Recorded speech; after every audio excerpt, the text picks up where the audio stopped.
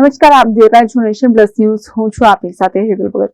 છોટાઉદેપુર જિલ્લા એલસીબી પીઆઈને ગુજરાત રાજ્યના પોલીસ વડાએ ઉત્કૃષ્ટ અને સરાહનીય કામગીરીને લઈને સન્માનિત કર્યા છે. Chhota Udepur LCB PI MF. ડામોરે પોકેટ કોપની વાહન સર્ચ એપ્લિકેશનનો ઉપયોગ કરી ગુજરાત રાજ્યના અલગ અલગ જિલ્લાઓના 17 અને મધ્યપ્રદેશ રાજ્યના 2 વાહન ચોરીના ગુનાઓ મળી કુલ 19 વણ શોધાયેલા ગુના શોધી કાઢી 13 આરોપીની ધરપકડ કરી 11 મોટરસાયકલના ₹9,58,000નો મુદ્દામાલ રિકવર કર્યો હતો.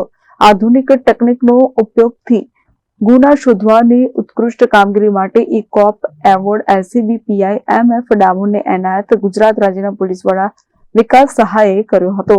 Rehan Patel, nation plus news, Chhota Udepur.